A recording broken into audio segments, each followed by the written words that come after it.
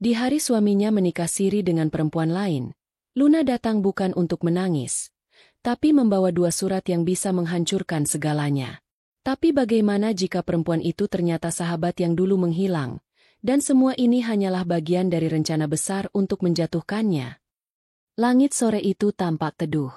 Awan-awan lembut menggantung, seolah menyembunyikan sesuatu yang tak ingin segera diturunkan ke bumi. Di balik kaca jendela besar lantai 2 kantor agensi miliknya, Luna duduk dengan secangkir teh melati yang mulai kehilangan kehangatan.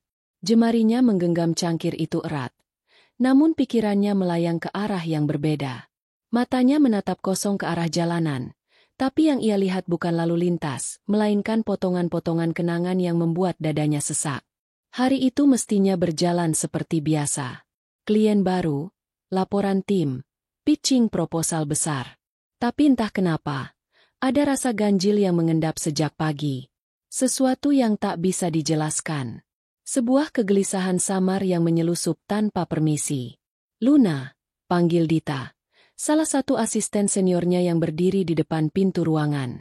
Maaf ganggu, ini dokumen kerjasama dengan klien Samudra Raya sudah ditandatangani. Mau saya simpan di rak arsip atau di meja ibu? Luna menoleh dengan senyum yang dipaksakan. Taruh di meja saya. Ya, Dit.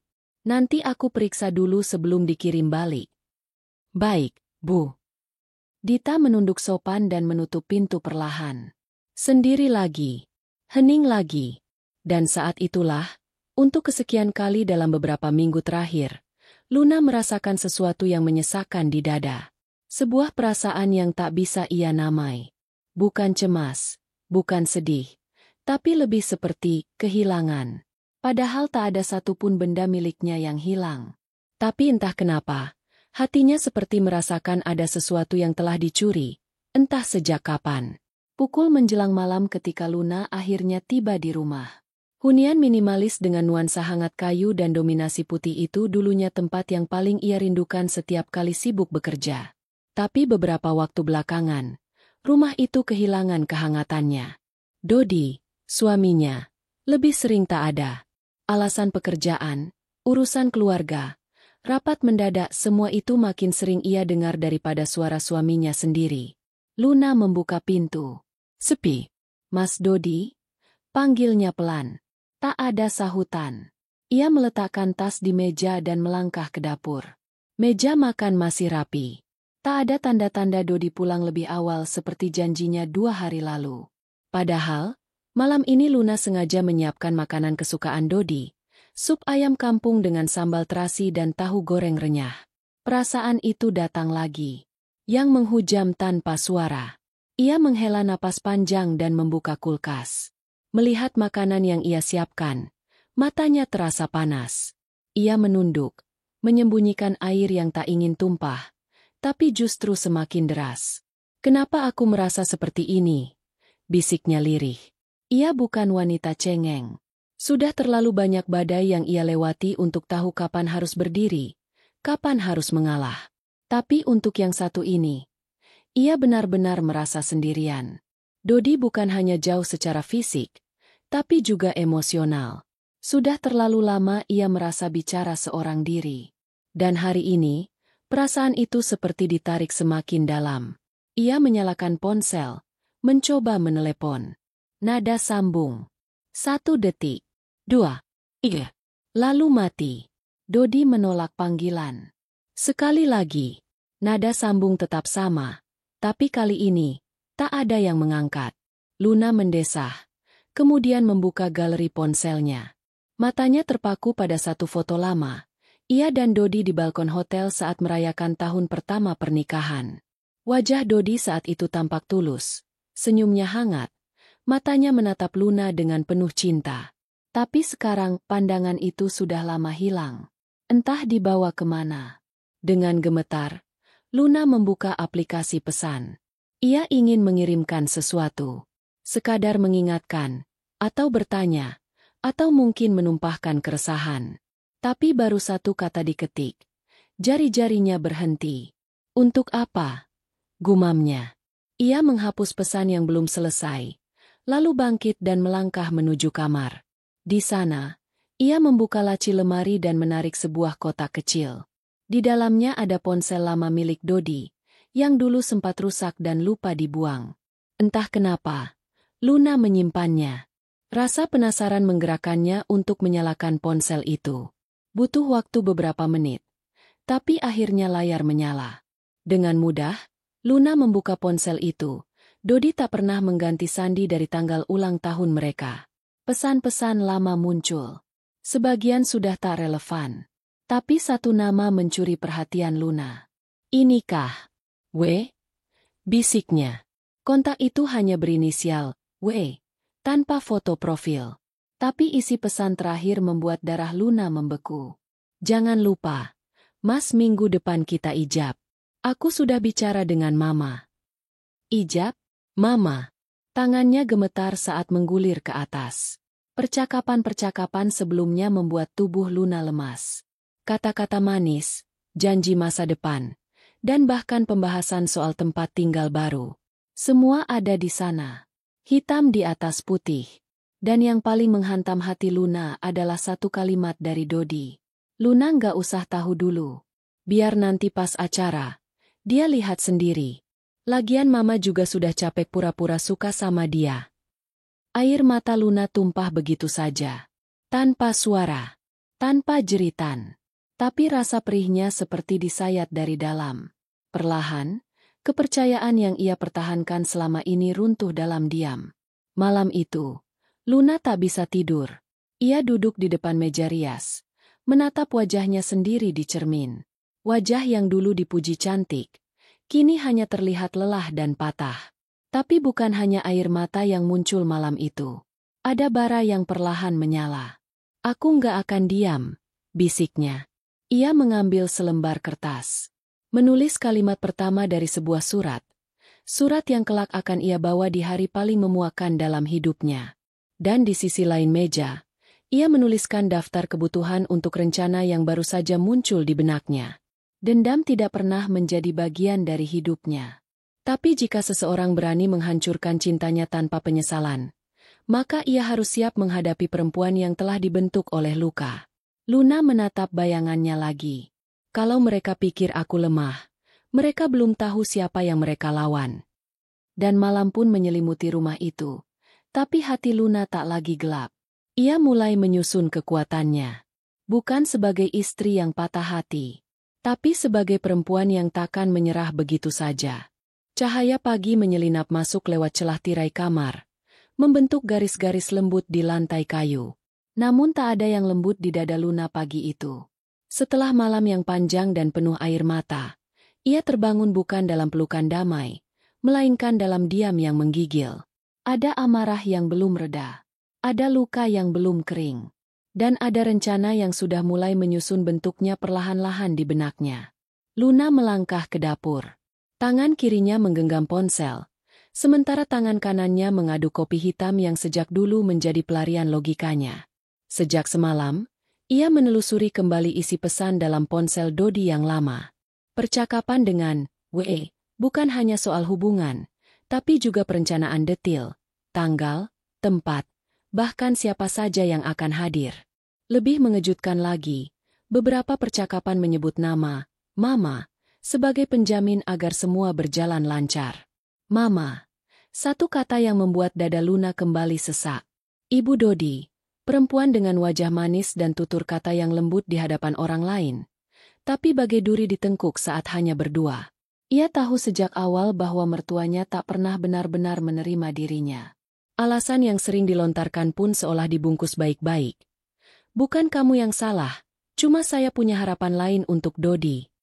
Tapi dari cara ibu mertuanya memandang, dari nada sinis yang terselip di balik pujian-pujian palsu, Luna tahu ia tak pernah diinginkan. Sambil menyeruput kopi, Luna membuka catatan digitalnya. Ia menuliskan nama-nama yang disebut dalam pesan-pesan Dodi, lalu mulai menyusun kemungkinan peran masing-masing dalam rencana yang diam-diam ingin menghancurkannya. Ia bukan hanya ingin tahu siapa Wulan sebenarnya, tapi juga sejauh mana keterlibatan ibu mertuanya. Satu nama menarik perhatian. Wulan. Luna merasa nama itu bukan hal asing. Ada kenangan samar, Seolah ia pernah mengenal seseorang dengan nama itu. Tapi semuanya masih kabur. Ia menarik napas dalam-dalam, lalu membuka browser dan mulai menelusuri akun media sosial. Dengan pengalaman sebagai pemilik agensi pemasaran digital, pencarian semacam ini bukan hal yang sulit baginya.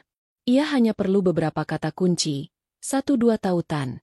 Lalu identitas mulai muncul sedikit demi sedikit. Dan di sanalah dia, Wulan Pramesti. Wajahnya cantik, senyumnya manis, dan unggahan fotonya bersama Dodi membuat dada Luna kembali mengencang. Ternyata benar. Wulan bukan hanya selingkuhan. Ia wanita yang kini terbuka menyebut Dodi sebagai calon suami di salah satu akun cadangan yang hanya diikuti segelintir orang. Tak ada yang gamblang. Semuanya terselip, dibuat samar, seakan hanya dimengerti oleh mereka yang memang tahu. Luna menghela napas berat. Ia menyimpan tangkapan layar dari semua unggahan dan komentar. Lalu, saat ia menatap wajah Wulan sekali lagi, ada sesuatu yang mengusik. Garis senyum itu. Mata yang sedikit sipit ketika tertawa. Cara berdirinya yang tegak. Semakin lama menatap, semakin terasa familiar. Luna mencoba mengingat lebih dalam. Dan tiba-tiba, sebuah nama muncul dalam benaknya. Mei. Wulan adalah Mei. Ia bangkit, membuka laci lemari di ruang kerja, menarik album lama yang nyaris terlupakan. Jari-jarinya membuka halaman demi halaman, mencari satu foto, dan akhirnya menemukannya. Senyuman yang sama. Wulan adalah Mei, sahabat lama Luna sewaktu kuliah. Mereka pernah begitu dekat, pernah berbagi cerita, tawa, dan air mata. Tapi suatu hari, Mei menghilang begitu saja. Tanpa kabar, tanpa jejak. Luna mengira Mei pindah kota, atau sengaja memutuskan hubungan karena alasan pribadi. Tapi tak pernah ia sangka bahwa sahabatnya itu akan kembali dalam bentuk luka yang menghancurkan. Luna duduk terpaku. Pikirannya berkecamuk. Apa yang sebenarnya terjadi? Kenapa Mei, sahabatnya sendiri, kini menjadi orang ketiga dalam rumah tangganya? Apakah ini semua direncanakan sejak lama? Ia ingin meyakinkan diri bahwa ini hanya kebetulan. Bahwa Wulan yang sekarang bukanlah Mei yang dulu. Tapi jejak-jejak masa lalu yang perlahan muncul membuat keyakinan itu runtuh. Menjelang siang, Luna mengendarai mobilnya menuju rumah mertuanya. Ia butuh jawaban. Ia ingin melihat mata perempuan yang selama ini bersikap manis tapi diam-diam menusuk dari belakang. Luna tidak datang dengan amarah, tapi dengan ketenangan yang menyeramkan. Setibanya di rumah itu, ibu mertuanya menyambut dengan senyum palsu seperti biasa. Luna tumben datang mendadak. Ada apa, sayang? Tanyanya, suaranya lembut, tapi matanya penuh waspada. Luna tersenyum kecil. Aku hanya mau ngobrol, Bu. Ada yang mengganjal. Mereka duduk di ruang tamu. Ibu mertuanya menyuguhkan teh, seolah sedang menyambut tamu biasa. Tapi Luna menolak. Aku cuma mau tanya satu hal, kata Luna. Nadanya datar. Ibu tahu soal rencana pernikahan Dodi dengan Wulan. Raut wajah sang mertua berubah. Sekilas, tapi cukup untuk membuat Luna tahu bahwa dugaannya benar. Ah, Luna, kamu dengar dari mana? Jawab ibu mertuanya, berusaha tetap tenang.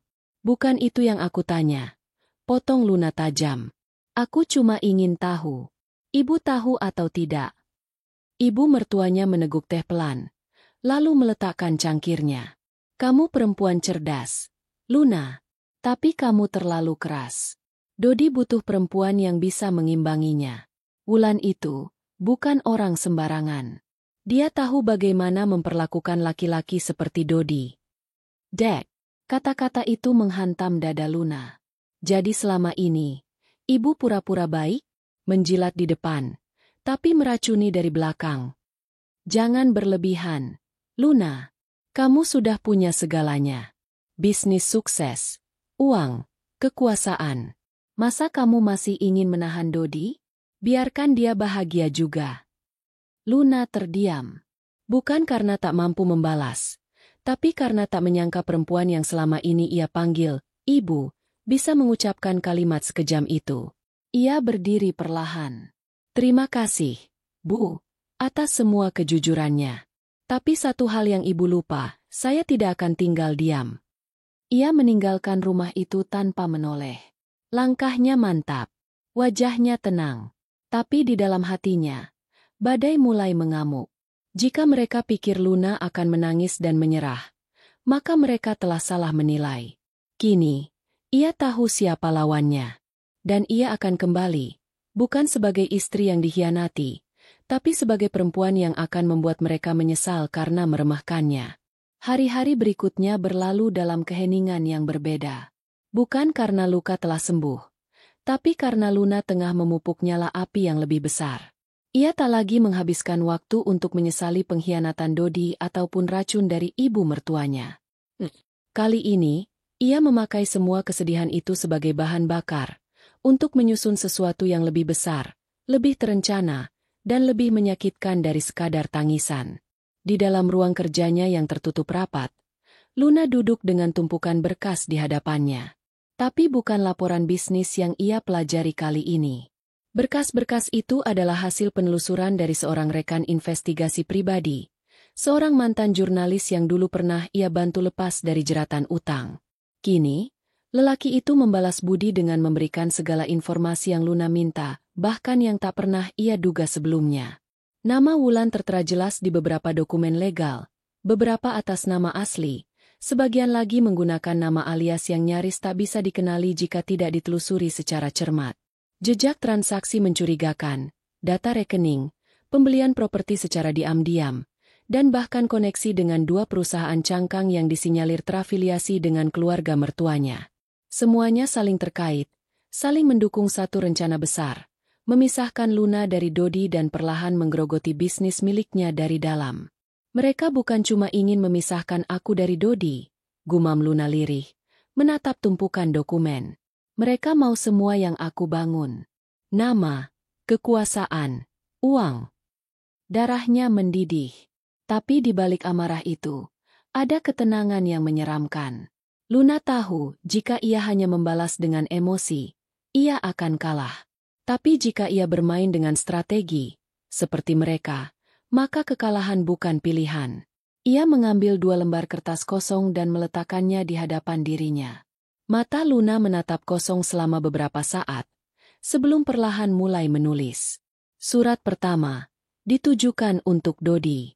Dalam surat itu, Luna menuliskan semua yang ia tahu, tapi bukan dengan nada marah, melainkan dengan dingin yang menusuk. Ia menyusun kata-kata seakan menuntun Dodi melihat semua kebodohannya sendiri. Bagaimana selama ini Dodi menikmati kekayaan dari jerih payah Luna, lalu perlahan berpaling tanpa tahu bahwa dirinya hanyalah pion dalam permainan yang lebih besar. Luna tidak menyebut Wulan dengan kasar. Ia hanya menyiratkan bahwa seorang lelaki yang begitu mudah terjebak pesona wanita lain, bukan lelaki yang layak memimpin apapun, bahkan rumah tangga. Surat kedua, ditujukan untuk ibu mertuanya. Luna tak menulis dengan hormat, tapi dengan ketegasan. Ia menyampaikan bahwa ia tahu semua permainan yang sedang dirancang.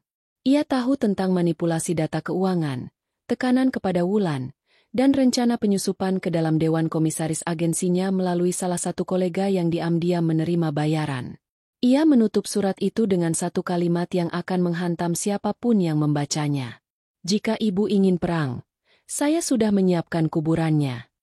Beberapa hari kemudian, Luna berdiri di depan bank, mengenakan blazer hitam dan kacamata gelap. Ia bukan hanya datang untuk mencairkan uang, ia datang untuk menunjukkan bahwa ia masih memegang kendali. Jumlah yang ia tarik tidak kecil. Segepok uang tunai yang cukup untuk membeli rumah mungil di pinggiran kota. Tapi uang itu bukan untuk berfoya-foya, melainkan bagian dari rencananya. Ia memasukkan uang itu ke dalam koper kecil berwarna gelap. Di atasnya, 2 surat tadi terlipat rapi dalam amplop putih tanpa nama. Semua ini akan dibawa ke tempat pernikahan siri itu. Tapi bukan untuk menggagalkan acara secara kasar. Luna bukan wanita rendahan. Ia tidak akan menjerit atau melempar air ke wajah pelakor. Ia punya cara yang lebih elegan dan lebih mematikan. Sore itu, Luna mengunjungi salah satu kolega lamanya yang kini menjadi editor senior di sebuah media online. Mereka dulu dekat saat sama-sama merintis. Tapi jalan hidup membuat mereka sibuk dengan dunia masing-masing. Kini, pertemuan itu menjadi lebih dari sekadar reuni. Aku cuma minta satu hal, kata Luna sambil menyodorkan flash disk. Kalau sesuatu terjadi padaku, atau kalau kamu dapat kabar tentang Dodi dan Wulan, sebar semua isi di dalam ini. Tanpa edit, tanpa sensor. Kolega itu menatapnya. Cemas. Luna, kamu sedang dalam masalah sebesar itu. Luna tersenyum, tapi matanya tak ikut tersenyum. Aku bukan sedang dalam masalah. Aku sedang menyelesaikan satu. Semakin dekat dengan tanggal yang ia temukan dalam percakapan Wulan dan Dodi, Luna semakin mantap. Ia tak lagi ragu. Bahkan ketika ia duduk sendirian di kamarnya, malam-malam terasa sunyi, ia tak lagi menangis. Luka itu sudah berubah bentuk, menjadi tameng. Ia mengamati koper kecil di sudut ruangan. Isinya tak seberapa dibanding harga pengkhianatan yang ia terima. Tapi kekuatannya cukup untuk mengguncang hidup siapapun yang berani meremehkannya. Beberapa hari kemudian, Luna menerima pesan tak terduga dari nomor asing. Undangan tertutup untuk akad sederhana di Villa Gunung Lembah. Kehadiran Anda diharapkan tidak membawa keributan. Tak ada nama pengirim. Tapi Luna tahu siapa di balik pesan itu. Undangan diam-diam itu bukan permintaan, tapi semacam sindiran bahwa mereka yakin Luna akan kalah diam-diam.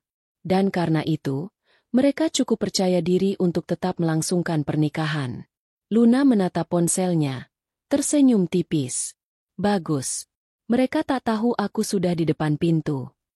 Malam sebelum hari itu tiba, Luna berdiri di balkon rumahnya. Angin malam menyapu rambut panjangnya yang terurai. Ia menatap ke langit gelap yang penuh bintang, lalu menunduk menatap koper kecil di bawah kakinya. Besok semuanya berubah.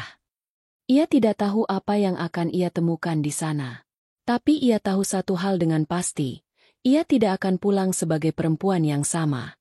Udara pagi itu terasa lebih dingin dari biasanya.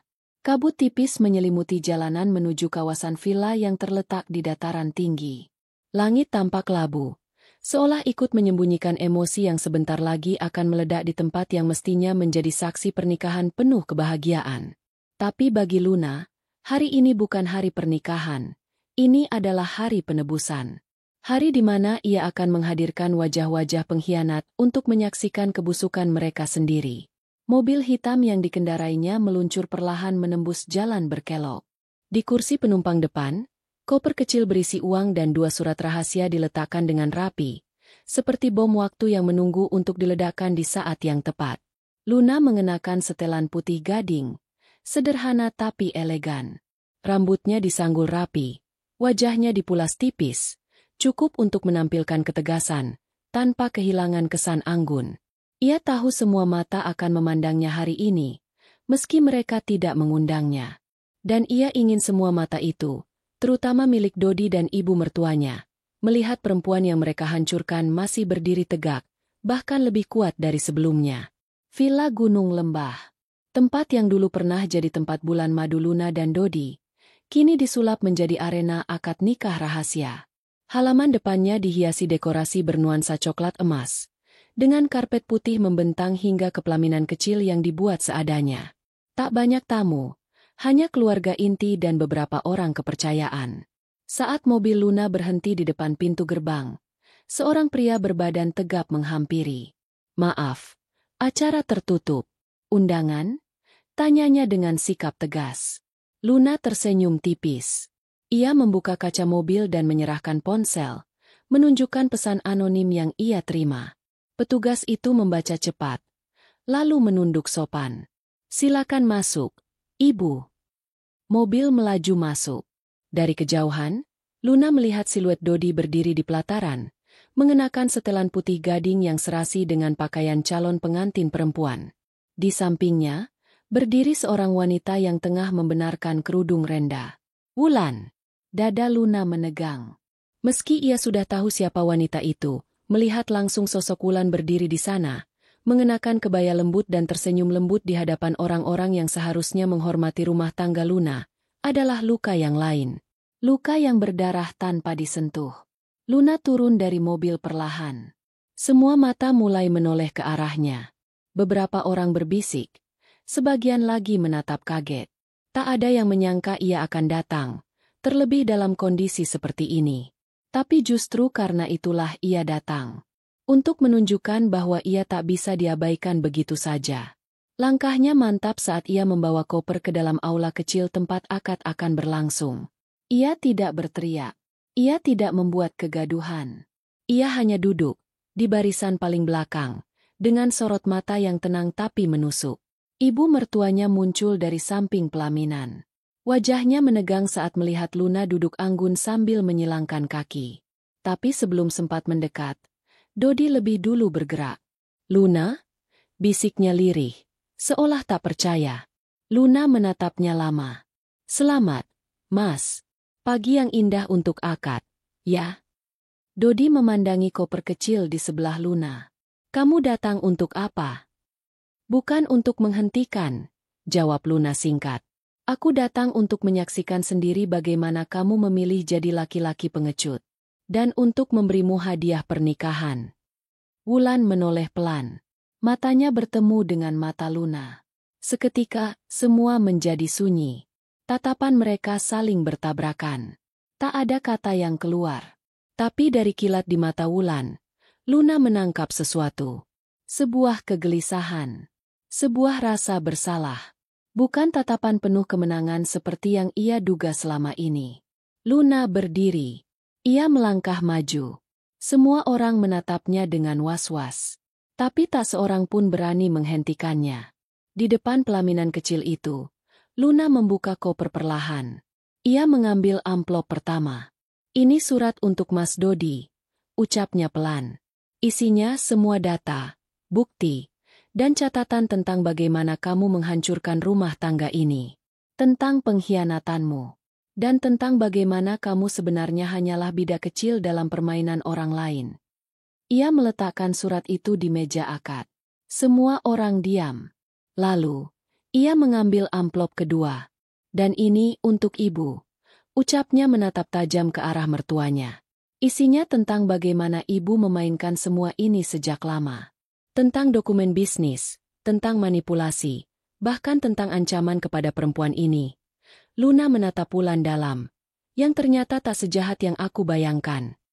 Semua menoleh ke Wulan. Wajah Wulan mendadak pucat. Tangan Luna gemetar. Tapi ia tetap berdiri tegak. "Aku tahu semua, Mei," ucap Luna pelan. Wulan terpaku. "Kamu masih ingat? Bagaimana mungkin aku lupa sahabat yang pernah bersumpah tidak akan pernah menyakitiku, tapi justru berdiri di pelaminan suamiku?" Wulan mulai menangis. Tubuhnya goyah. Dodi menoleh, bingung. "Sahabat?" Wulan menutup wajahnya. Suaranya gemetar. Aku nggak pernah mau ini semua terjadi. Luna, aku terpaksa. Ibumu, dia mengancam akan mencoreng keluargaku. Aku hanya ingin melindungi mereka." Luna terpaku. Ia tak menyangka Wulan akan mengaku secepat itu. Tapi yang lebih membuatnya goyah adalah air mata di wajah perempuan itu. Air mata yang tak bisa dipalsukan. Ibu mertuanya bergerak maju. "Jangan dengarkan dia, Luna. Dia hanya..." "Diam." Suara Luna naik. Pertama kalinya. Semua orang membeku. Luna menatap ibu mertuanya tajam. "Selama ini aku diam. Tapi tidak hari ini. Aku tahu apa yang ibu lakukan. Dan aku tidak akan tinggal diam lagi." Ia menarik koper dan meletakkannya di depan hadirin. "Di dalam sini, ada uang. Cukup untuk membeli semua harga diri kalian yang selama ini kalian buang demi ambisi. Mau menikah? Silakan. Tapi jangan harap bisa mencuri apapun lagi dariku." Luna menatap Wulan sekali lagi. "Kamu harus memilih. Mei, apakah kamu akan terus ikut permainan mereka? Atau kamu mau berhenti menyakiti orang yang pernah menganggapmu keluarga?" Suasana menjadi tegang. Dodi tak bisa bicara. Ibu mertuanya marah tapi tak berkutik. Dan Wulan masih diam, menangis, di antara luka dan kebohongan yang akhirnya terkuak. Luna menarik napas dalam-dalam. Dan untuk pertama kalinya sejak semuanya dimulai, ia merasa sedikit lega. Bukan karena menang, tapi karena ia sudah berani berdiri. Di tengah medan perang. Di tengah pengkhianatan. Di tengah kebenaran yang menyakitkan. Dan ini baru permulaan. Diam. Tak ada suara, kecuali detak jantung yang bergemuruh di telinga masing-masing orang dalam ruangan itu. Semua tamu seperti membeku. Tak tahu apakah harus tetap duduk atau berdiri dan pulang diam-diam. Wajah Dodi memucat. Tubuhnya kaku seperti patung. Sementara tangan Wulan terus gemetar menahan air mata yang tak sanggup lagi dibendung. Luna masih berdiri tegak. Pandangannya bergantian antara Dodi, Wulan, dan ibu mertuanya. Napasnya tak lagi terengah. Tapi hatinya justru makin bergolak. Wulan maju satu langkah, menghadap Luna, lalu berlutut. Maafkan aku, Lun. Aku nggak pantas untuk berdiri di sini. Aku nggak pantas pakai baju ini, ucapnya lirih, sambil melepas kerudung putih yang menghiasi kepalanya. Diletakkannya kain itu di bawah, seolah mengembalikan semua kehormatan yang selama ini ia curi. Dodi refleks menggenggam tangan Wulan, tapi perempuan itu menariknya pelan, menolak. Aku nggak bisa lanjut, Mas. Bisik Wulan tanpa menoleh. Bukan karena aku nggak cinta. Tapi karena aku tahu, aku melangkahi seseorang yang pernah aku peluk sambil bersumpah. Kita akan sama-sama membangun hidup, bukan menghancurkan rumah tangga orang. Luna menahan napas. Satu sisi hatinya seperti tersayat melihat Wulan seperti itu. Tapi sisi lain merasa puas. Tidak karena balas dendam. Tapi karena masih ada kebenaran yang memilih untuk berdiri. Meski dalam kondisi hancur. Ibu mertua Luna maju cepat. Kamu ini kenapa, Mei? Kamu pikir Luna itu malaikat? Dia tuh perempuan bodoh yang cuma bawa sial. Kalau kamu cerdas, kamu akan jadi istri Dodi, dan bisa bawa keluarga ini ke puncak.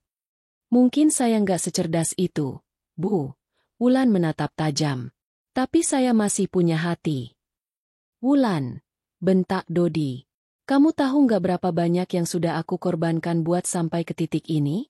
Kamu tahu nggak?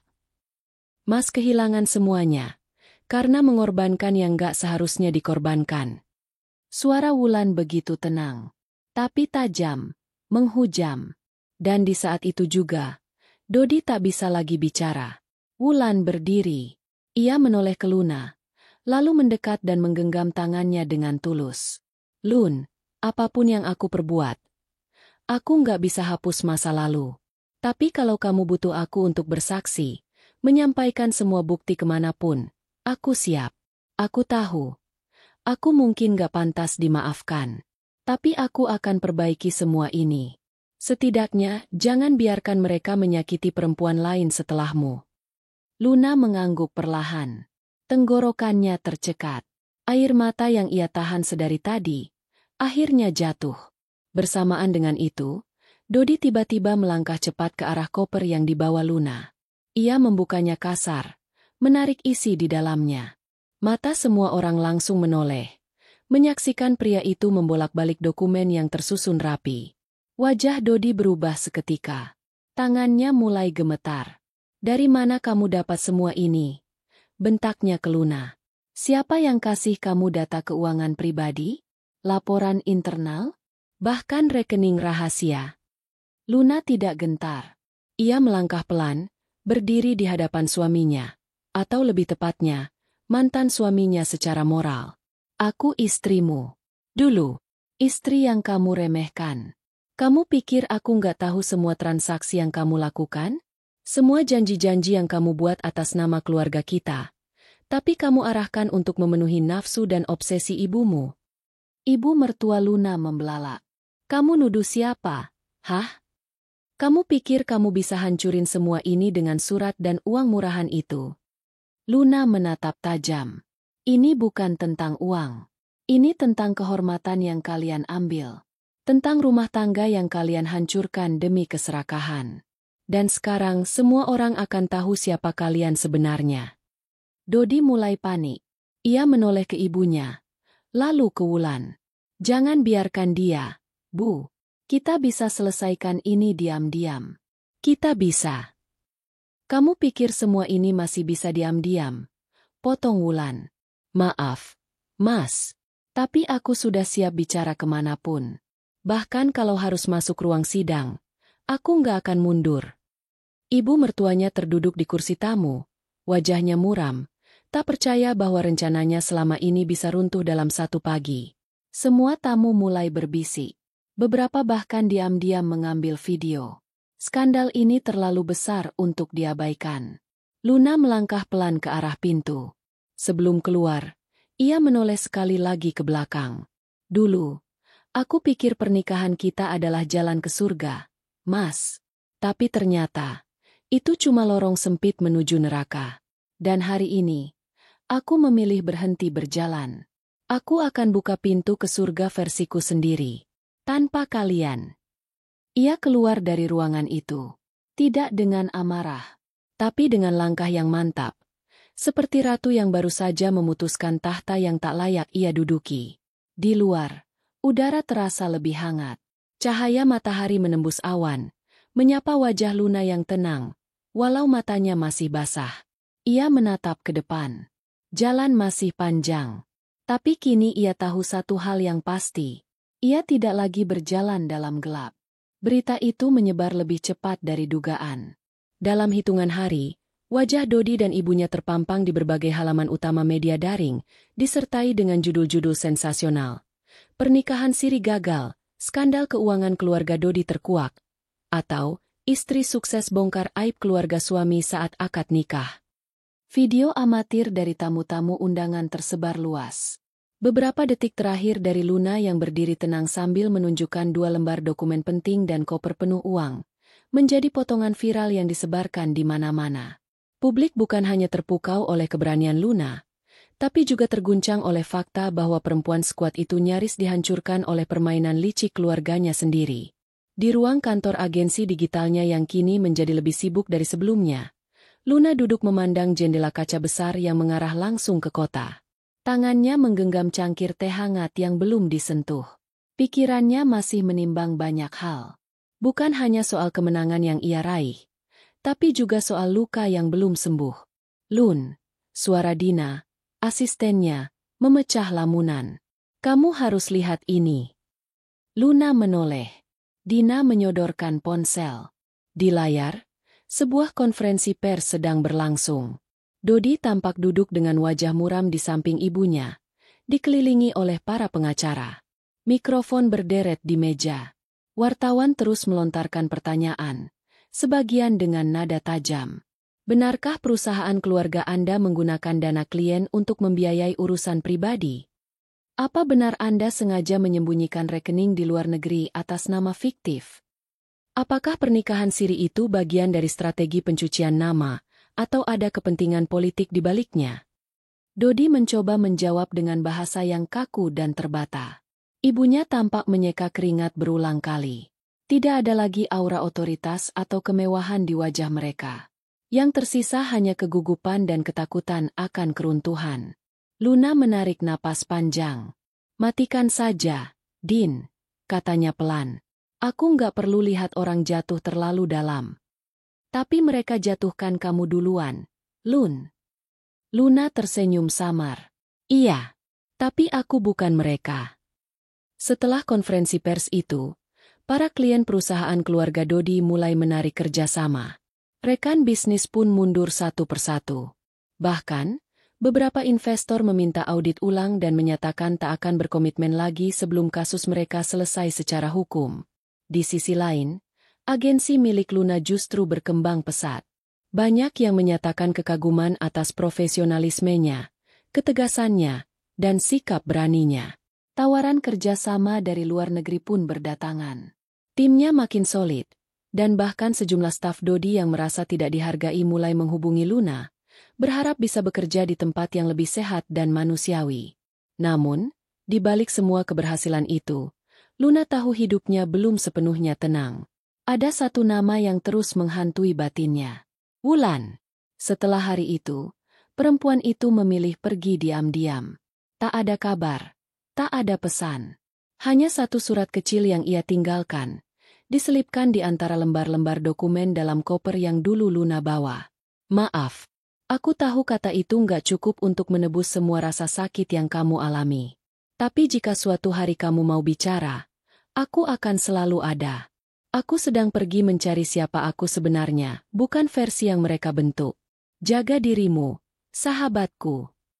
Luna membaca surat itu berulang kali. Setiap kata terasa seperti luka lama yang ditoreh ulang. Ia membenci Wulan karena pengkhianatannya. Tapi ia juga merindukannya. Karena sebelum semua ini, mereka pernah berbagi hidup, pernah tertawa dalam kesederhanaan, dan pernah saling menjaga tanpa pamrih. Sore itu, Luna pergi ke taman tempat biasa mereka duduk bertahun-tahun lalu. Ia duduk di bangku tua, mengenang masa-masa saat mereka masih menjadi gadis yang punya mimpi sederhana, hidup jujur dan bahagia. Seorang pria tua yang lewat sempat menatap Luna dan tersenyum. Kamu kelihatan seperti orang yang sedang mengikhlaskan. Luna menoleh, tersenyum kecil. Saya sedang belajar, Pak. Berat, ya. Luna mengangguk pelan. Tapi lebih berat lagi kalau saya tetap menyimpan semuanya. Dendam, kecewa, kehilangan. Pria itu tertawa pelan. Kamu perempuan hebat, Nak. Jarang ada orang yang bisa memilih berdamai ketika dia punya semua alat untuk menghancurkan. Setelah pria itu pergi, Luna menatap langit senja yang mulai berubah jingga. Ia tak tahu apa yang akan terjadi esok hari. Tapi hari ini, ia sudah memilih untuk tidak menjadi monster, walau dia dilahirkan dari luka. Beberapa hari kemudian, Luna menerima pesan dari pengacaranya. Bu Luna, kami menemukan bukti bahwa harta yang digunakan oleh ibu mertua Anda untuk membeli tanah di luar kota menggunakan dana perusahaan yang diselewengkan. Jika Anda ingin, kami bisa ajukan gugatan resmi dan mengklaim sebagian dari aset itu sebagai kompensasi. Luna termenung. Pilihan ada di tangannya. Ia bisa melanjutkan perjuangan ke jalur hukum, mengambil semua yang bisa ia rebut kembali. Atau, ia bisa berhenti di sini, membangun hidupnya sendiri, tanpa menoleh ke belakang. Di hadapannya, 2 surat lama milik Dodi dan dokumen pengkhianatan keluarganya masih tergeletak. Tapi kini, koper uang itu sudah tidak ada. Luna telah menyumbangkannya ke panti asuhan dan lembaga pendidikan untuk perempuan korban kekerasan rumah tangga. Ia tidak butuh balas dendam. Ia hanya butuh ruang. Dan untuk pertama kalinya dalam hidupnya, ia telah menemukan ruang itu di dalam dirinya sendiri. Langit sore itu tampak lebih kelabu dari biasanya. Gerimis jatuh perlahan, seolah mengiringi irama jantung Luna yang tak menentu. Sudah berminggu-minggu ia tak mendengar kabar dari Wulan maupun Dodi, namun rasa lega yang seharusnya hadir justru tidak kunjung tiba. Hatinya resah. Kepalanya masih dipenuhi tanya yang tak sempat terjawab. Hari itu, sebuah undangan tanpa nama tiba di kantornya. Tidak lewat pos. Tidak pula melalui kurir. Hanya sepucuk amplop putih bersih, diletakkan diam-diam di meja resepsionis. Seperti pesan dari masa lalu yang tiba-tiba menyelinap masuk ke dalam hidupnya lagi. Tulisan tangan di amplop itu membuat bulu kuduk Luna meremang. Ia mengenali goresan huruf itu, milik Wulan. Jika kamu masih percaya pada persahabatan kita, datanglah ke tempat biasa, jam 8 malam. Aku ingin menjelaskan semuanya, untuk terakhir kalinya. Luna memandangi undangan itu cukup lama, hingga langit berubah kelam dan jam di dinding menunjukkan waktu yang tertera dalam pesan. Ia tahu tempat itu. Taman kecil di sudut kota, di bawah pohon flamboyan, tempat mereka dulu sering berbagi mimpi sambil menyantap jajanan kaki lima. Dengan mantel panjang dan hati yang campur aduk, Luna tiba di sana. Taman itu sepi. Lampu taman berpendar redup, menciptakan suasana yang mengambang antara kenangan dan kenyataan. Dan di bangku tua yang sudah mulai berlumut, Wulan duduk, sendirian, dengan wajah yang lebih kurus dan mata yang terlihat jauh lebih dewasa dari terakhir kali mereka bertemu. Luna. Wulan berdiri pelan. Suaranya nyaris tak terdengar. Kenapa di sini? Tanya Luna tanpa basa-basi. Kenapa sekarang? Wulan menatapnya penuh rasa bersalah. Karena aku harus jujur. Dan kamu pantas tahu semuanya. Bahkan hal yang paling menyakitkan sekalipun. Hening sejenak. Hanya suara hujan rintik di dedaunan yang mengisi celah di antara mereka. Aku, dulu tidak ingin menikahi Dodi. Wulan mulai berbicara, pelan tapi jelas. Sumpah, aku tidak pernah mencintainya. Semua itu hanya bagian dari rencana ibu mertuamu. Luna tertawa miris. Kamu pikir aku akan percaya setelah kamu berdandan bak pengantin, berdiri di pelaminan, dan siap menerima ijab kabul dari suami sahabatmu sendiri? Aku dipaksa, Luna. Wulan menaikkan suaranya, lalu segera meredamnya saat melihat tatapan Luna yang mulai tajam. Aku punya utang besar karena mantan pacarku. Ibu mertuamu datang, menawarkan solusi, membayar semuanya asal aku mau membantu memisahkan kalian. Luna menggeleng pelan. Kenapa kamu nggak datang ke aku? Kenapa nggak jujur sejak awal? Aku takut. Aku malu. Aku pikir dengan menebus semuanya secara diam-diam, aku bisa pergi tanpa melukaimu terlalu dalam. Tapi ternyata, semua malah semakin kacau. Air mata Wulan mulai jatuh. Namun Luna tetap berdiri tegak, menahan diri agar tak larut dalam luka lama yang kembali diungkit. Setelah kejadian itu, aku cari tahu sendiri soal Dodi. Tentang perusahaan keluarganya. Tentang kebusukan yang mereka sembunyikan. Aku nggak bisa diam.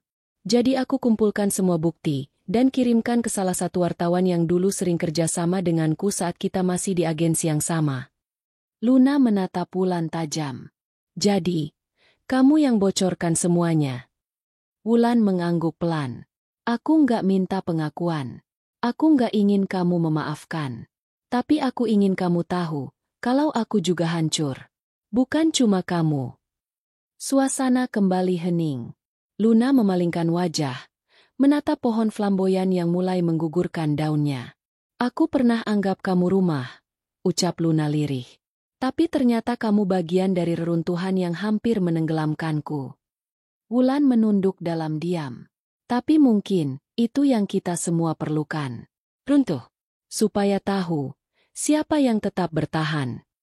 Luna melangkah menjauh. Namun sebelum benar-benar pergi, ia berkata tanpa menoleh. Aku nggak bisa lupakan semuanya begitu saja. Tapi aku juga nggak mau hidup dengan membenci. Jadi biarkan waktu yang menyembuhkan. Aku nggak tahu apakah kita bisa kembali jadi sahabat. Tapi aku tahu, aku nggak lagi ingin jadi musuhmu.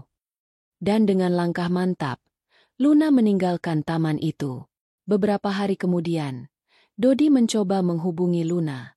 Berkali-kali, melalui telepon, pesan, bahkan mendatangi kantor Luna, tapi selalu gagal bertemu. Ia hanya ingin bicara, katanya.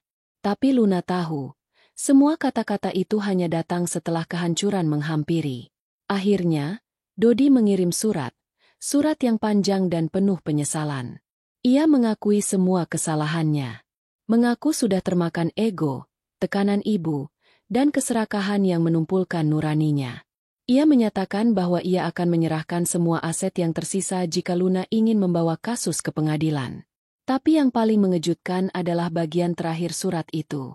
Aku sudah menandatangani surat talak. Bukan karena aku menyerah. Tapi karena aku sadar. Aku bukan lelaki yang pantas untukmu. Kamu lebih baik tanpaku. Selamat tinggal, Luna. Malam itu, Luna berdiri di depan cermin, membaca surat itu untuk terakhir kalinya sebelum membakarnya di atas lilin kecil. Kertas itu menghitam, lalu lenyap jadi abu. Bukan dendam yang menghapus semuanya, tapi keberanian untuk melepaskan. Mentari pagi menelusup lewat celah tirai kamar, menari lembut di wajah Luna yang masih terpejam. Meski matanya tertutup, napasnya sudah mulai tenang. Sudah lama ia tak merasakan tidur yang benar-benar lelap tanpa mimpi buruk, tanpa bayang-bayang pengkhianatan, tanpa suara tawa Dodi dan Wulan yang menusuk hatinya. Hari itu, Luna membuka matanya bukan sebagai istri Dodi, bukan pula sebagai wanita yang dikhianati dua orang yang paling ia percaya. Ia membuka mata sebagai seorang Luna yang baru, wanita yang berhasil melewati badai dan masih berdiri tegak meski diterpa luka dari segala arah. Langkah pertamanya pagi itu bukan menuju dapur atau meja kerja seperti biasanya. Ia berdiri di depan cermin, memandangi refleksi dirinya sendiri. Mata sembab itu masih ada, tapi di baliknya, ada binar baru yang mulai tumbuh. Binar tekad, binar pembebasan. Luna menyalakan ponsel yang sengaja ia matikan selama berhari-hari. Puluhan pesan masuk. Sebagian besar dari tim agensinya. Beberapa dari klien. Dan satu nama yang membuat jantungnya sedikit berdebar. Satrio. Pria itu pernah menjadi rekan kerja sekaligus penasihat hukum agensinya. Ia tidak terlalu dekat, tapi sejak pertemuan terakhir mereka di acara kampus beberapa bulan lalu, komunikasi mereka perlahan menjadi lebih akrab. Bukan karena romantisme, tapi karena Satrio selalu punya cara untuk mendengarkan, tanpa menghakimi. Salah satu pesan dari Satrio berbunyi, "Luna, aku dengar kabar tentang kamu dan Dodi. Aku tahu ini masa sulit. Tapi aku juga tahu kamu lebih kuat dari yang kamu pikir. Kalau kamu butuh teman bicara atau pengacara, aku ada." Luna tersenyum tipis. Ia tidak langsung membalas, tapi pesan itu seperti tamparan lembut, bahwa hidup tidak berhenti hanya karena seseorang memilih untuk meninggalkannya. Hidup tidak bergantung pada kehadiran orang yang salah. Hari itu, Luna datang ke kantor lebih awal. Para staf terdiam ketika melihatnya masuk dengan setelan kerja rapi dan wajah yang lebih tenang dari biasanya. Mereka tak berani langsung mendekat, tetapi sorot mata mereka menunjukkan satu hal, kagum. Salah satu staf, Maya, memberanikan diri menghampirinya. "Kak Luna, maaf, kami sempat khawatir. Tapi, senang lihat kakak kembali." Luna menatap Maya lembut. "Aku juga senang bisa kembali. Dan aku janji, setelah ini, kita bakal lebih kuat dari sebelumnya." Pertemuan tim hari itu berjalan berbeda. Luna tidak hanya membahas strategi digital untuk klien baru, tapi juga mengumumkan bahwa mereka akan meluncurkan kampanye sosial bertajuk, "Perempuan Bisa Berdiri Lagi." Gerakan yang akan memfokuskan pada kisah-kisah perempuan yang bangkit dari keterpurukan. "Aku tahu, banyak di antara kita yang pernah merasa dihancurkan oleh hubungan. Tapi bukan itu yang mendefinisikan kita. Bukan itu yang harus kita wariskan. Aku ingin kita jadi suara untuk perempuan lain yang sedang merasa sendirian." "Boleh?" tanya Luna, menatap satu persatu wajah di ruangan itu. Dan ruangan itu pun bergemuruh oleh tepuk tangan dan tatapan penuh dukungan. Namun, di balik semua semangat itu, kabar baru kembali menghantam Luna, kali ini dari tim legal agensinya. Salah satu klien besar mereka, yang ternyata masih memiliki keterkaitan dengan jaringan bisnis keluarga Dodi, memutuskan kontrak sepihak. Alasannya? Situasi personal Luna dianggap bisa mengganggu reputasi kerjasama. Luna menggenggam dokumen pemutusan kontrak itu erat-erat. Wajahnya dingin, tapi matanya tidak goyah. "Aku tahu mereka akan balas seperti ini," gumamnya pelan. "Tapi ini bukan akhir. Ini baru permulaan." Dengan cepat, Luna menyusun ulang tim sales dan strategi digital mereka. Ia tak ingin membiarkan satu kegagalan mengacaukan segalanya. Ia mulai menghubungi jaringan-jaringan kecil yang dulu pernah dibantu agensinya saat awal berdiri. UMKM, kreator kecil, brand lokal. Ia ingin membuktikan bahwa kekuatan tidak selalu datang dari yang besar, tapi dari keberanian untuk membangun ulang dari awal. Di tengah semua kekacauan itu, Luna memutuskan untuk membalas pesan Satrio. "Hai, terima kasih untuk pesannya. Aku butuh pengacara. Tapi lebih dari itu, mungkin aku butuh seseorang yang bisa bantu aku membangun sistem pertahanan baru untuk bisnis ini." Satrio membalas cepat. "Kamu butuh seseorang yang bisa lihat kamu bukan dari luka kamu, tapi dari apa yang kamu bangun di atas luka itu. Aku siap bantu." "Luna, mulai kapan?" Luna tersenyum. "Sekarang." Beberapa pekan berlalu. Meski satu persatu tantangan datang, agensi Luna justru semakin kuat. Kampanye sosial yang mereka bangun berhasil menarik perhatian media, komunitas, hingga tokoh-tokoh perempuan inspiratif lainnya. Tak butuh waktu lama, nama Luna kembali mencuat. Tapi kali ini bukan karena drama rumah tangganya, melainkan karena kegigihannya membangun empati dan solidaritas perempuan. Namun, di balik semua itu, satu hal masih menggantung, surat yang diberikan Wulan di akhir pertemuan mereka di taman. Luna belum membukanya. Ia menunda, entah karena takut atau memang belum siap untuk tahu seluruh kebenaran. Sampai akhirnya, suatu malam, saat hujan kembali mengguyur atap rumahnya, Luna mengambil surat itu. Ia duduk di tepi ranjang, membuka pelan lembaran kertas yang berisi tulisan tangan Wulan. Luna, aku tahu aku tak punya hak untuk memintamu memaafkan. Tapi aku ingin kamu tahu bahwa semua ini bukan sekadar pengkhianatan. Ini adalah hasil dari permainan yang jauh lebih besar. Ibumu dan ayah Dodi, mereka punya sejarah yang tak pernah kita tahu. Dan ternyata, akulah yang dijadikan tumbal dari dendam masa lalu itu. Aku akan pergi dari kota ini. Mungkin kita tak akan pernah bertemu lagi. Tapi kalau suatu hari kamu menemukan bahwa hidupmu dulu pernah dirancang untuk dihancurkan, kamu tahu siapa yang harus kamu hadapi. Maaf, dan terima kasih sudah pernah menjadikanku rumah. Wulan. Luna memandangi surat itu lama. Jantungnya berdetak kencang. Nama yang tertulis di situ bukan cuma satu, tapi dua. Dan salah satunya adalah nama ibunya sendiri. Luna menatap lembaran surat itu berulang kali, berharap apa yang ia baca hanya halusinasi dari kelelahan. Tapi tidak. Setiap huruf, setiap kalimat, semakin membakar dada. Nama ibunya yang tertulis berdampingan dengan nama ayah Dodi, dalam konteks yang tak pernah ia bayangkan. Dendam masa lalu? Permainan yang sudah dirancang? Malam itu, Luna tak bisa tidur. Otaknya berputar seperti roda panas yang terus dipaksa berputar tanpa pelumas. Ia mulai menyusun potongan-potongan yang dulu tak pernah ia anggap penting. Rasa benci ibunya pada Dodi yang terlalu berlebihan.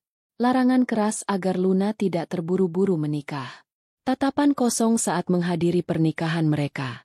Dan tangisan pelan ibunya di malam pertama Luna resmi menjadi istri Dodi. Semua itu ternyata bukan karena alasan sederhana. Ada luka dalam yang selama ini disembunyikan. Pagi itu, tanpa banyak pertimbangan, Luna mengemudikan mobilnya menuju rumah ibunya. Jalanan masih basah sisa hujan semalam, seolah mendukung ketegangan yang bergemuruh di dadanya. Ketika tiba, ibunya sedang menyiram tanaman, tampak begitu tenang, seakan dunia di sekitarnya baik-baik saja. "Bu," panggil Luna dari pagar. Sang ibu menoleh, senyum sempat tersungging, namun langsung sirna melihat sorot mata putrinya. "Ada apa, Nak?"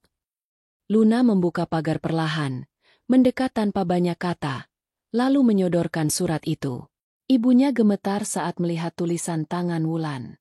Matanya langsung memerah. "Jadi benar, Bu?" Suara Luna nyaris serak. "Ada sesuatu antara ibu dan ayah Dodi?" Sang ibu tak menjawab. Ia melangkah mundur, duduk di bangku kayu di teras, dan menunduk. Tangannya bergetar saat membuka lembar surat itu. Air matanya jatuh satu-satu. "Aku harap kamu gak pernah tahu ini," gumamnya lirih. "Tapi aku sudah tahu. Dan aku butuh penjelasan."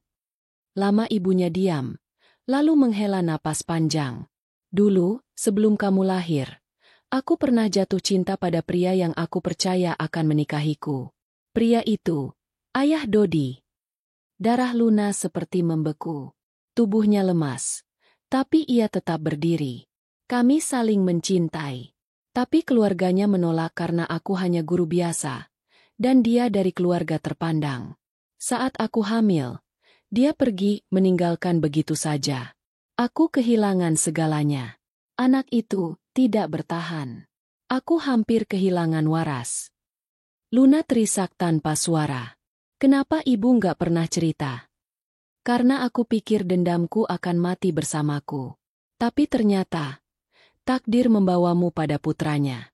Waktu kamu bilang ingin menikahi Dodi, rasanya seperti dihantam 2 kali. Aku larang, aku coba halus, kasar, diam. Tapi kamu tetap bersikeras. Aku takut, Nak, takut sejarah berulang.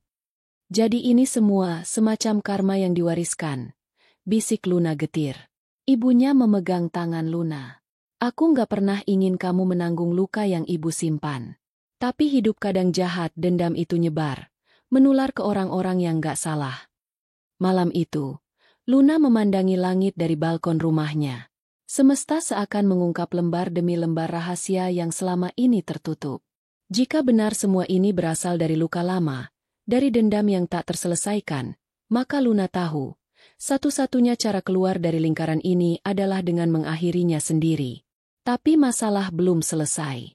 Esoknya, kantor Luna didatangi seseorang yang tak ia duga, Wulan. Wanita itu datang tanpa riasan, dengan wajah pucat dan mata sembab. Para staf menatap dengan kaget, tapi Luna memberi isyarat agar mereka membiarkannya masuk ruangannya. Begitu pintu tertutup, Wulan langsung menjatuhkan diri berlutut di hadapan Luna. Aku tahu, aku nggak pantas dimaafkan. Tapi aku harus bilang sesuatu. Kalau kamu nggak dengar langsung dari aku, kamu akan terus hidup dalam kebingungan. Luna mematung. Ia tak berkata apapun, hanya menatap perempuan yang pernah ia panggil sahabat itu. Dulu, waktu aku dekat dengan Dodi, awalnya cuma karena dia klien.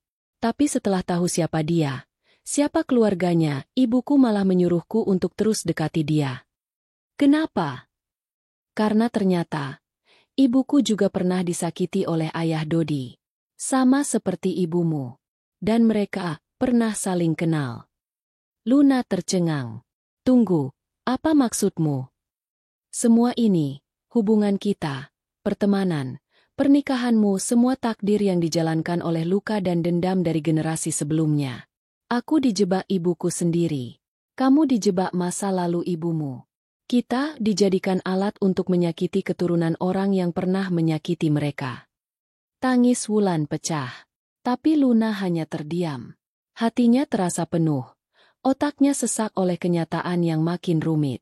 Kamu tahu, ujar Luna perlahan. Aku bisa memilih untuk marah seumur hidup. Aku bisa membalas semuanya. Tapi itu artinya aku cuma meneruskan siklus ini. Aku nggak mau. Wulan mendongak. Matanya basah. Apa? Kamu masih mau maafkan aku? Luna menarik napas panjang, menatap lurus ke depan. Aku nggak tahu. Tapi aku janji satu hal. Aku nggak akan jadi korban dari cerita orang lain lagi. Aku akan menulis kisahku sendiri. Hari demi hari, Luna semakin kuat. Ia tak hanya memutus hubungan dengan masa lalu, tapi juga memutus rantai dendam yang diwariskan padanya. Ia mendekat pada ibunya, bukan untuk menyalahkan, tapi untuk menyembuhkan bersama. Ia tak menjadikan Wulan musuh, tapi juga tak membiarkannya kembali ke lingkar kepercayaannya. Sementara Dodi memilih menghilang. Setelah kabar tentang ayahnya yang terlibat banyak skandal bisnis mencuat ke publik, Dodi seakan tenggelam. Tak ada lagi kemewahan, tak ada lagi kekuasaan. Dan Luna? Ia berdiri di atas panggung sebuah forum perempuan muda nasional, menyampaikan pidato yang menjadi simbol dari perjalanan hidupnya. Hari ini, aku berdiri bukan sebagai korban, tapi sebagai perempuan yang memilih untuk menghentikan dendam turun-temurun. Karena kita semua berhak untuk hidup sebagai diri kita sendiri, bukan bayangan luka dari generasi sebelumnya. Tepuk tangan bergemuruh. Tapi bukan itu yang membuat Luna menangis pelan di ujung pidatonya. Melainkan pandangan matanya yang tertuju pada dua sosok di barisan depan, ibunya, dan Satrio yang duduk di sebelahnya. Keduanya tersenyum, dan untuk pertama kalinya, Luna merasa lengkap. Luna berdiri di depan kaca panjang, mengenakan kemeja putih dan celana bahan berwarna lembut. Tidak ada riasan tebal di wajahnya. Tidak ada perhiasan mencolok. Namun sorot matanya, tenang, penuh kendali, dan percaya diri, memantulkan satu hal yang tak pernah ia temukan di dirinya sebelumnya, kekuatan. Sudah lama sejak hari terakhir ia menangis karena luka yang ditinggalkan Dodi. Waktu memang tidak menghapus semuanya, tapi waktu memberinya ruang untuk mengurai satu persatu benang kusut dalam hidupnya. Terutama tentang siapa dirinya, dan bagaimana ia ingin melangkah. Di meja kerja, undangan gala dinner besar dari Asosiasi Pengusaha Nasional terbentang. Namanya kini mulai dikenal sebagai pemilik platform pemberdayaan perempuan yang sedang berkembang pesat. Tapi bukan itu yang membuatnya bangga, melainkan karena platform itu bukan hanya bisnis. Itu adalah suara. Suara perempuan-perempuan yang selama ini dipaksa diam. Sore itu, Luna kembali ke rumah ibunya, yang kini sudah jauh berubah. Rumah kecil itu tidak lagi sunyi dan kaku. Ada bunga-bunga baru di taman. Dapur yang ramai dengan aroma masakan hangat. Dan meja makan yang kini sering penuh dengan tawa. Ibu masak sop ayam, favoritmu, ujar sang ibu sambil tersenyum, menyodorkan semangkuk hangat. Luna menerima mangkuk itu dengan senyum lembut. Ibu kelihatan lebih damai sekarang. Karena kamu sudah memaafkan ibu. Itu cukup buat ibu bisa bernapas lega. Jawabnya pelan. Luna menggenggam tangan sang ibu. Tak ada lagi kalimat panjang. Mereka sudah berdamai dengan masa lalu yang sama-sama perih. Malamnya, Luna mendapat kabar bahwa Dodi kini bekerja sebagai karyawan di perusahaan biasa di luar kota. Rumah mewahnya disita, rekeningnya dibekukan, dan sang ayah, yang dulunya dielu-elukan, ditahan karena kasus korupsi besar-besaran. Luna hanya menarik napas pelan. Tak ada lagi rasa marah. Tak ada lagi keinginan melihatnya jatuh. Yang ia rasakan hanyalah rasa syukur karena ia tidak ikut hancur dalam pusaran itu. Beberapa hari kemudian, Luna kembali bertemu dengan Satrio. Di sebuah acara talk show yang mempertemukan tokoh-tokoh sosial dan pelaku usaha. Satrio, seperti biasa, mengenakan jas biru navy dan senyuman hangat yang tak berubah sejak pertama kali mereka bertemu di kantor dulu. Aku lihat kamu makin bersinar, Lu. Ucapnya sambil menyerahkan segelas teh hangat. Aku cuma jadi versi terbaik dari diriku sendiri, balas Luna. Aku tahu itu akan terjadi, katanya sambil menatap Luna lekat-lekat. Dulu aku sempat ragu, harus ikut masuk dalam hidupmu, atau cukup jadi penonton dari jauh. Kamu bukan penonton, Satrio. Kamu bagian dari perjalanan ini. Meski aku sempat berpikir kita cuma akan lewat sebentar. Satrio tersenyum. Kalau kamu izinkan, aku nggak mau cuma lewat. Luna terdiam sejenak, lalu tertawa kecil. Dulu aku pikir hidup cuma akan jadi kisah tentang cinta dan luka. Ternyata lebih dari itu. Ini tentang pilihan, dan aku sekarang memilih apa yang aku butuh. Bukan hanya apa yang aku mau. Satrio tak banyak bicara. Tapi di matanya, ada keyakinan yang tidak ia ucapkan, bahwa ia akan tetap di sana, berdiri di samping Luna, bukan sebagai pahlawan, tapi sebagai teman yang tak akan mengkhianati. Beberapa bulan kemudian, Luna mengadakan seminar besar tentang perempuan dan keberanian menentukan hidupnya sendiri. Ruangan penuh. Di barisan depan, duduk perempuan-perempuan dari berbagai latar belakang. Ibu rumah tangga, guru desa, mantan buruh pabrik, janda, korban kekerasan rumah tangga semua hadir, semua mendengar. Di ujung acara, Luna berdiri sendiri di panggung, memegang mikrofon. Lampu sorot mengarah padanya. Ia menarik napas panjang, lalu mulai bicara. Aku pernah jadi perempuan yang diselingkuhi, dibohongi, dihancurkan oleh orang yang aku percaya. Tapi aku juga pernah jadi perempuan yang memilih berdiri, walau seluruh dunia berharap aku tetap jatuh. Hari ini, aku berdiri bukan karena aku tidak pernah terluka, tapi karena aku tidak mau dikendalikan oleh luka itu. Tepuk tangan menggema. Tapi bagi Luna, bukan tepuk tangan itu yang penting, melainkan tatapan satu demi satu perempuan di ruangan itu, yang menangis, tersenyum, mengangguk. Karena mereka tahu mereka tidak sendiri. 1 tahun berlalu. Di sebuah kafe kecil dengan musik jazz lembut di sudut kota, Luna duduk bersama Satrio, menikmati sore dengan senyum yang lebih ringan. Tidak ada drama. Tidak ada air mata. Hanya percakapan hangat dan tawa kecil. Apa kamu pernah nyangka hidupmu bakal seperti ini? Tanya Satrio. Luna mengangkat bahu. Enggak. Tapi aku juga enggak nyangka. Ternyata saat aku berhenti memaksa orang untuk mencintaiku, aku malah menemukan cinta di tempat yang tak aku cari. Dan cinta itu? Satrio menggoda. Luna tersenyum. Ada di sini. Ia menunjuk ke dada. Cinta pada diriku sendiri. Satrio mengangguk. Itu fondasi terbaik untuk mencintai orang lain. Luna tersenyum sambil menyesap tehnya. Ia tak tahu apa yang akan terjadi di masa depan. Tapi satu hal pasti, ia tidak lagi takut. Karena kali ini, ia tidak hidup dalam bayang-bayang siapapun. Ia tidak membalas dengan luka, tidak membalas dengan dendam. Ia memilih mengakhiri semuanya dengan memaafkan, lalu melangkah. Dan itu adalah akhir dari kisahnya, yang sesungguhnya adalah awal dari kehidupan baru yang ia pilih sendiri.